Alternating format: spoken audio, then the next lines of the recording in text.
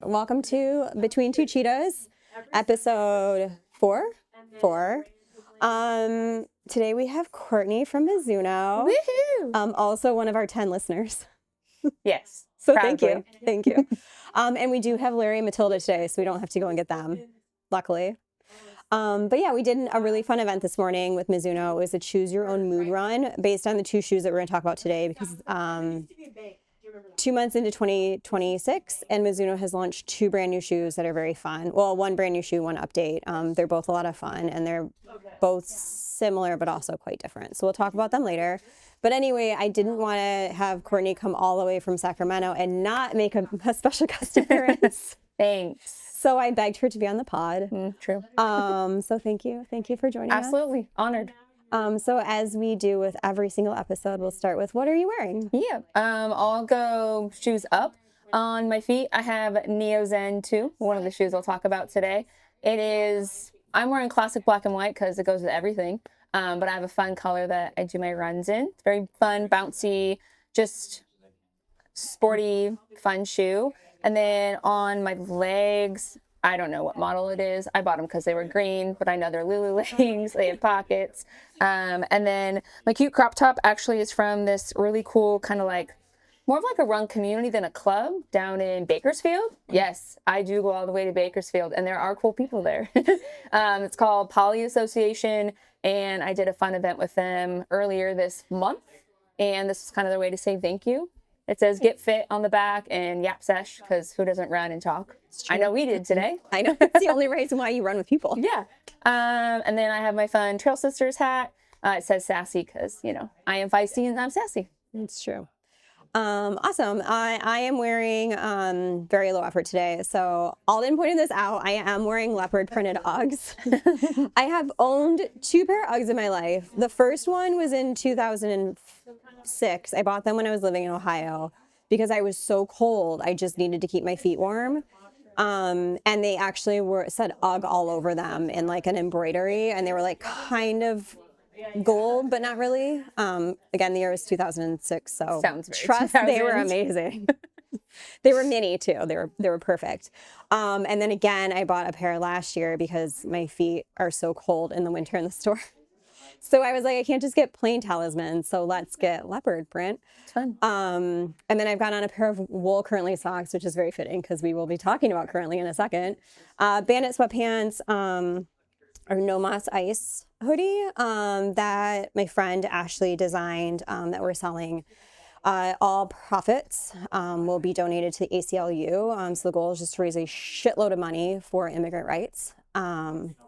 And yeah, and then underneath I have a circle long sleeve because I am never without a base layer when I am working the floor because it's freezing. And all of you guys who don't live in San Francisco, who look at our weather forecast and you're like, ha ha ha, 52 degrees sounds lovely. You have heat. We don't have heat in San Francisco. No. We do, but it just hot air travel like goes up. So we just heat the upstairs of every building. It's freezing everywhere else. So you don't like walk into a building and be like, oh my God, it's so hot, and take all your layers off. Yeah. You walk into a building and you're like, fuck, it's cold. It's still cold. And 52 in California is different than 52 in Texas, Chicago, Florida, New York. Exactly. If you travel enough, you get to the point where you know that. And you live in San Francisco, you know to travel wherever you go with a layer. Exactly. So you're always prepared. Exactly. Awesome. So before we get into the shoes, I debated about whether or not to bring this up because I honestly thought, I think it happened on Tuesday. I thought by now it would have blown over, and like we have a bit of a weak publishing situation in the pod. So hopefully by the time this comes out, it'll be like old news. But I do feel like we should talk about the whole like running drama right now of the Satisfy currently like drama. I wrote a Substack about it, just articulating my thoughts. And I'm still annoyed. So I thought we would talk a little bit about it here. I am annoyed because, for one, the way fashion works is somebody produces an idea. So whether it's perforated fabrics, or it could be a silhouette, it could be a color, something that is maybe unique, not quite done in a certain way, it disrupts the market. And then other people see that, they take inspiration from it, and they do their own iteration on it. So whether that be a fabric, a color, a silhouette. And more people take notice, and more people start buying and wearing these things. And that is how a trend is created. So there are brands like the Shanes of the world, Zara to an extent, H&M to an extent, where they just buy things, knock them off for really cheap, and put them on the floor. And that's where you can go and you can sue, you can retaliate. The rule of thumb is you have to change like 3 things or 6 things or something. This whole conversation about satisfying currently really infuriates me, because the only similarity is in fabrication. And I actually think the way Currently is going after the perforated fabric is quite smart, because Nash has platformed that across his entire line. So he's now known for these really lightweight perforated fabrics. Is he the first running brand to do it? No. Bandit's done it. We know Satisfy's done it. For Satisfy, yes, they have their weird, like, whatever the fuck you call it, Space O or whatever. Yes, it's a fabric that they use. It's part of their line. It's a portion of their line. It is not their line, and they've just branded the fabric as they do with all their fabrics, but they haven't actually created anything that's like innovative and never been done before. Whereas, like, you know, I like the example of Nike Free, because when Nike Free came out on the market, it was really disruptive. Nobody was doing seamless uppers or marketing them the way that Nike had marketed them. And then because Nike developed this proprietary technology with their factory, they owned exclusivity to it for like 5 years. So for 5 years, the only company you could get this from was Nike. At the end of 5 years, then you can see all the other brands that have popped up, like APL and like all these other brands that are making seamless uppers, Skechers, like whoever. Because Nike no longer owned the technology, they just owned their naming of the fabric.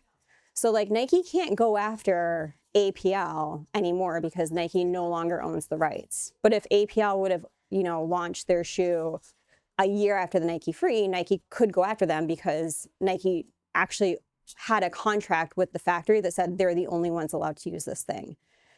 So for this conversation around Satisfy versus Currently, and people kind of like getting in about like, oh, who copied who's in the wrong, they're both fine. Like Satisfy has their fabric, it's a portion of the line.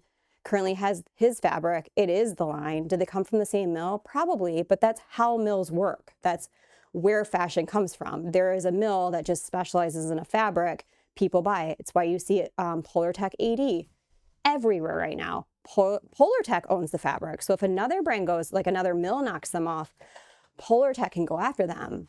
But Satisfy can't go after another brand because they're using Polartec, because Satisfy does not own Polartec. So there's that portion. If you were to hold up the shorts side by side that are in question, they are extremely different. The only common denominator is fabric. And then Nash uses earthy neutrals. It is a California-based brand. We are in earthy neutral territory. It is West Coast. Nash's entire brand is West Coast. Also, Nash's shorts have pockets. And if anybody's ever worn Satisfy shorts, there's no pockets. So it's not a knockoff. So there's that.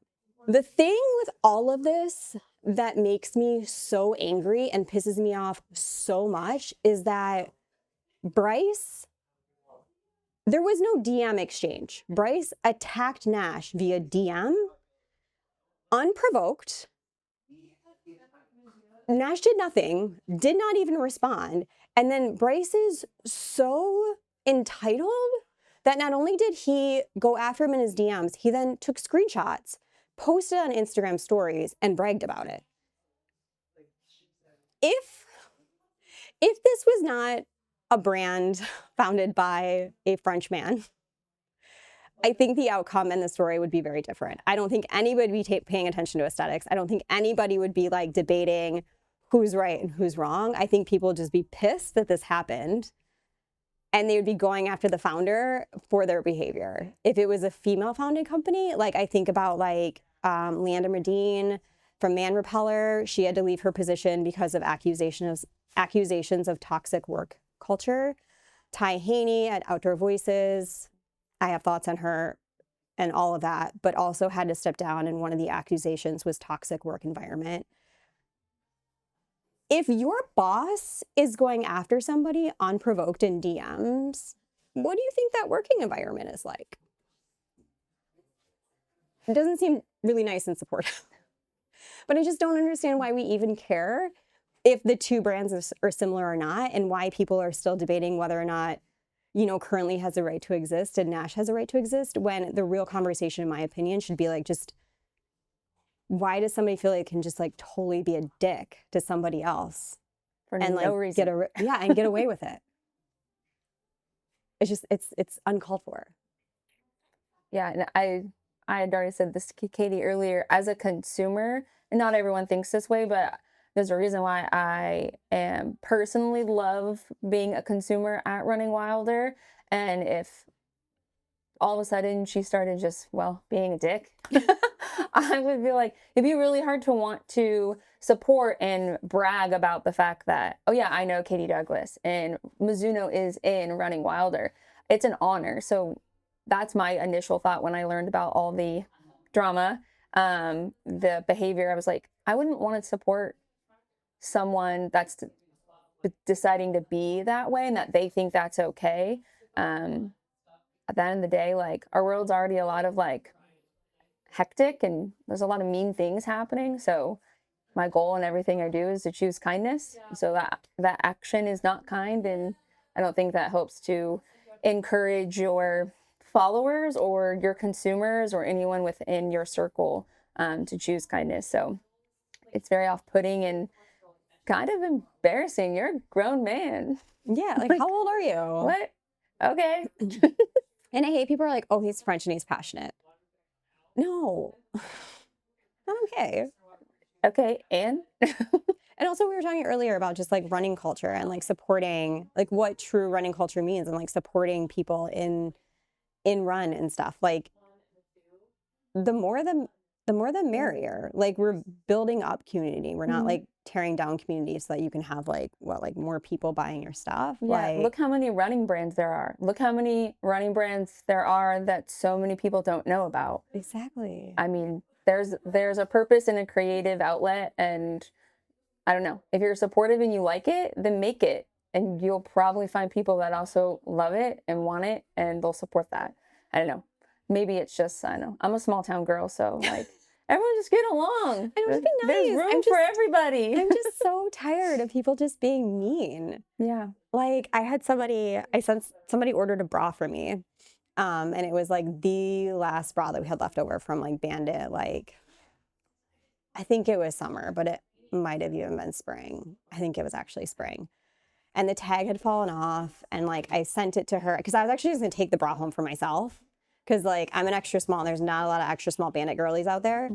Well, I think there are, but you guys just have to get used to your bras being tight. I love it. Anyway. And so I was like, oh, cool. I'm glad I didn't take that home because like somebody actually ordered it. So I packed it up myself, sent it to her. I get an email like accusing me of sending her a used bra because the tags had fallen off, because they're literally hooked on with like the tiniest safety pins.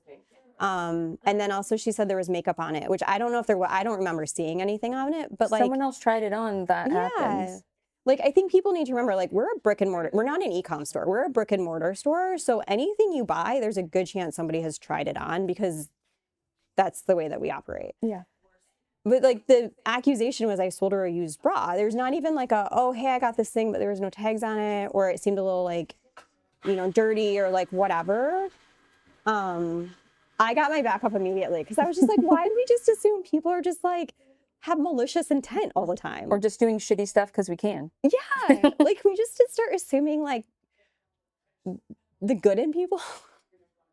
I know it's hard to do sometimes, but it still is a choice. Exactly. All right, let's get to the shoes. So first shoe, should we do fast and fun or light and bouncy? I think light and bouncy first. Okay, cool.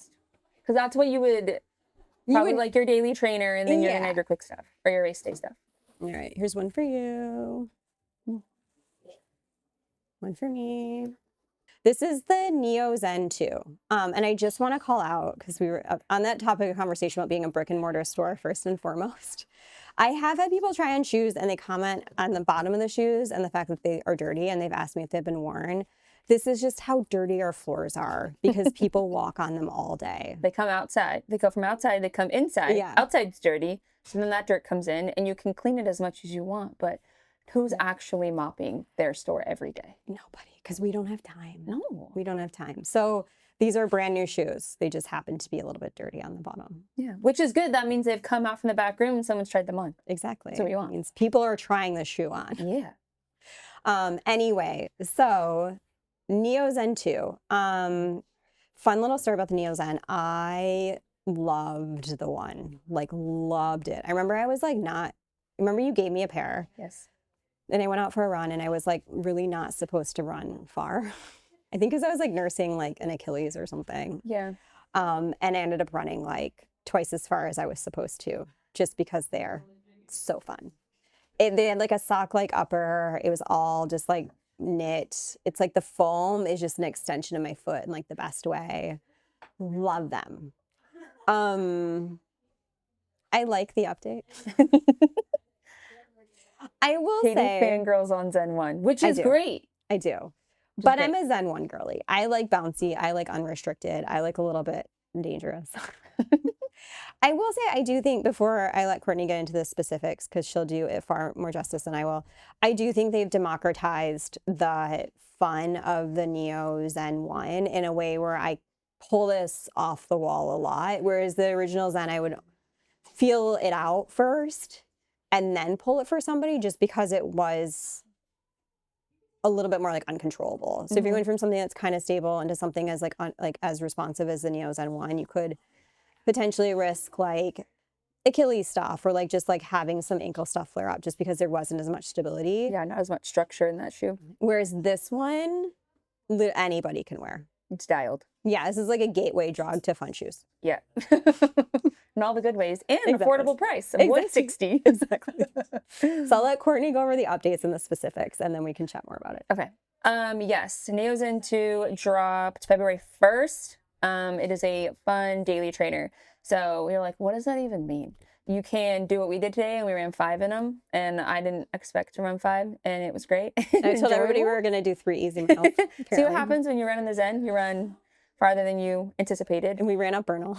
This is a really fun hill shoe. Yeah, a lot of the girls were surprised. Like, I felt like I was bounding up Bernal. Yeah, well, like, especially given it has smooth speed assist, which is the geometry of the shoe to help you kind of smoothly go into your next step. So going uphill with that was really nice. And it was because we have the foam we have, it gives you bounce with purpose or directional bounce. So as we're going uphill, any assist is quite nice. And it was all just from the foam.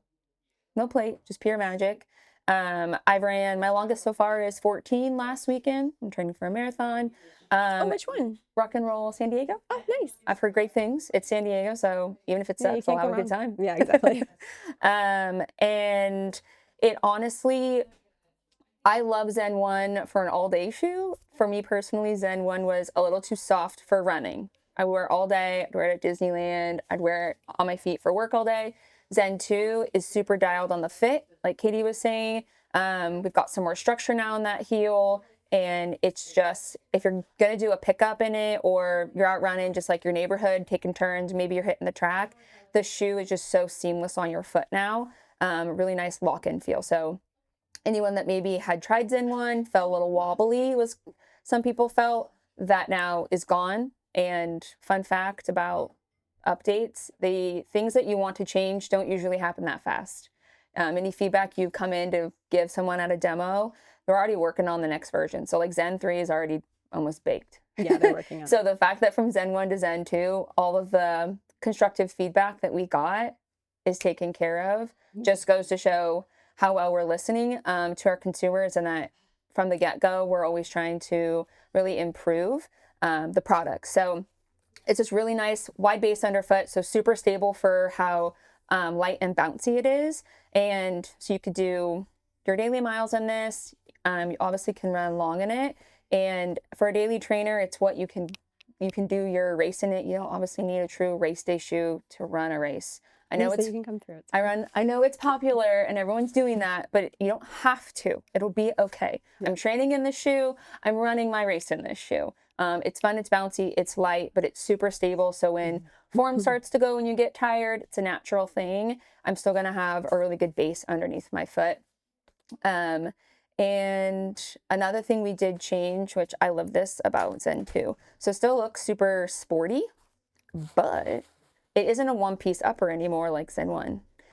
So you actually are going to have this perfect gusseted heel. So it's going to wrap around your foot really nice and really seamless. So if you have a tall foot, it'll fit you. If you got a low foot, like myself, it's going to hug really nicely and be a perfect fit for all the different types of feet out there.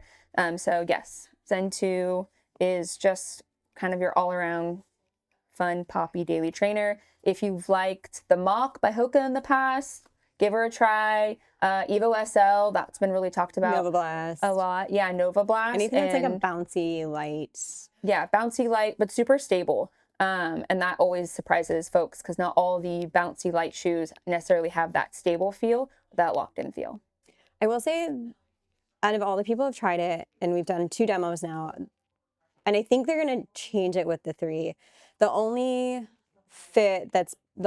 part that's been mildly contentious, I will say, is where this hits on your ankle. So it is worth trying because I have heard feedback like shorter girlies. It's mostly like a girl thing. Like I haven't had any guys have any issues. And even when we did the Atari, we did like the little like Mizuno demo thing. All the guys were like, it's fine.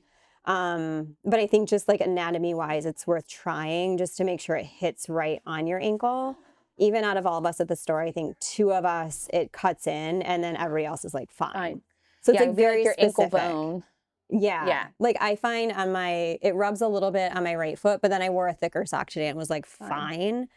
But I also think I don't normally like to say there's a break-in period, but I do remember with the Neo Zen 1, the upper, it did have to soften just a little bit because of that, the knit construction. I feel like you kind of just need to get that like stretched out a little bit. Yes, and actually you're 1,000% on point.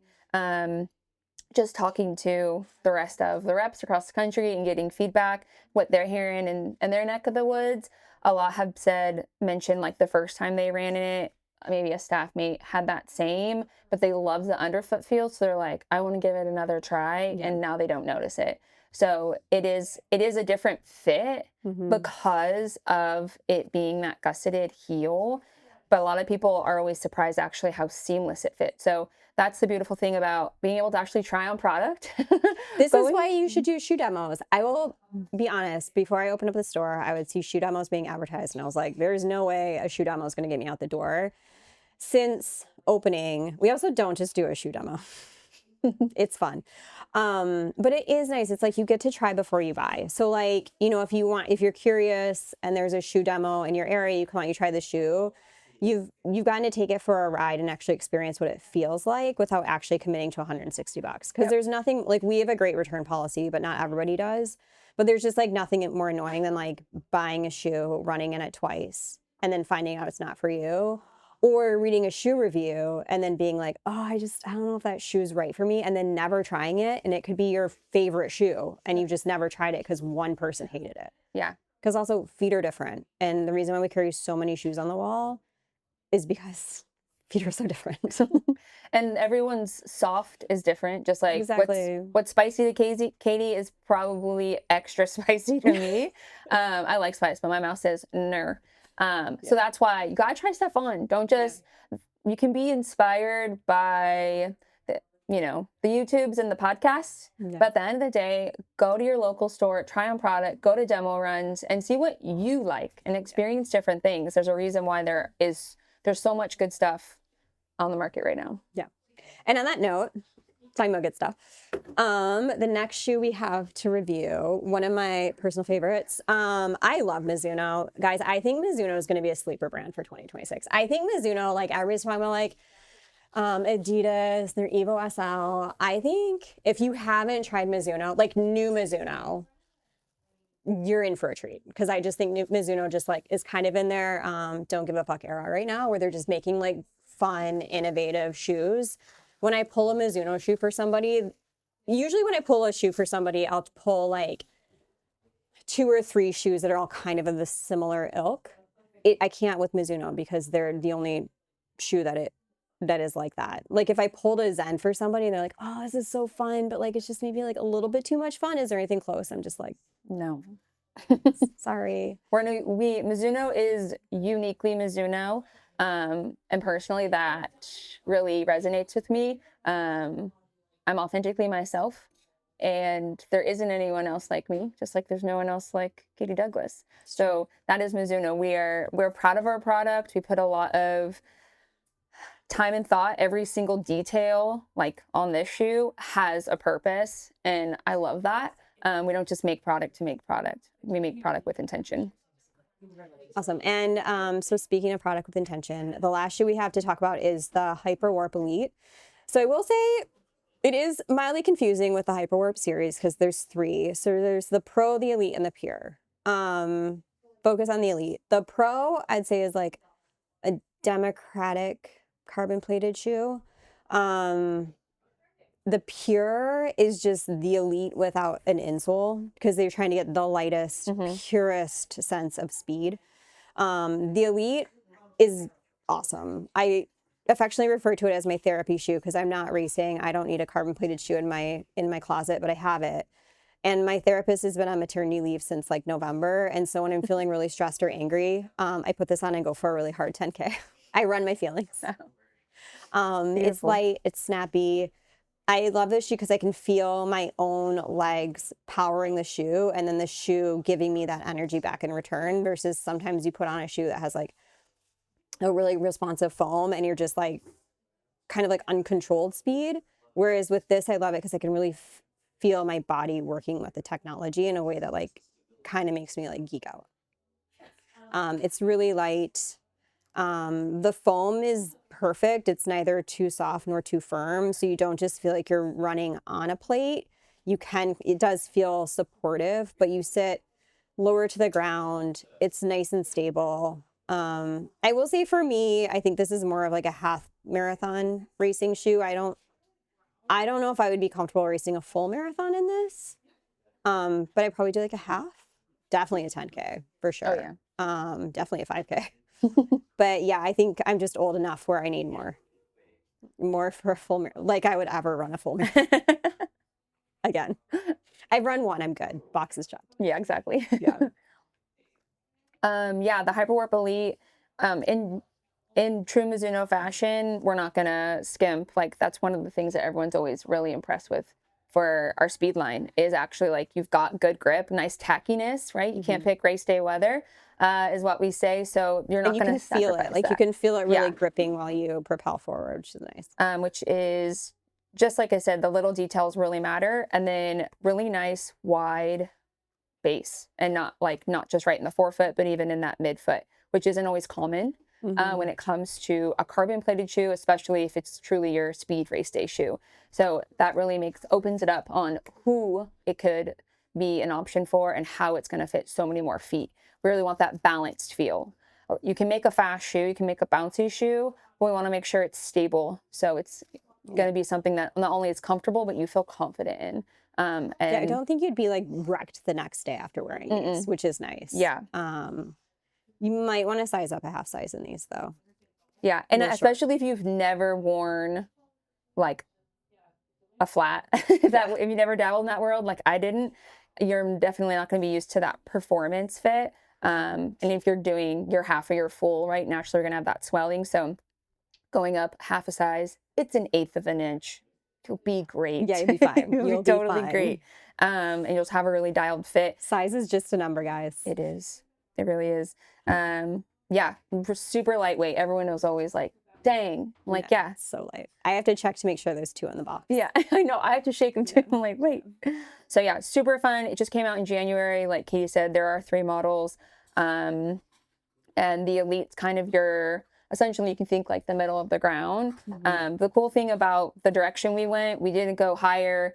We didn't go more dramatic underfoot. It looks super approachable, which means Katie can run her fast. I can run my fast. You can run your fast. Yeah. So it's not you have to run a 6-minute mile or faster to be in the Hyperwarp series, which I think is the beautiful thing, especially with running being cool again. And so many people wanting to experience, you know, have their best run, have a PR. You don't have to do that at the front of the pack only. You can be mid, you can be in the back, right? Best for last. And Mizuno will shoot for you. Awesome. Well, thank you, Courtney. My pleasure. Appreciate you being here. Thank you for inviting me. Cheers. Always. Topo chicos. Awesome.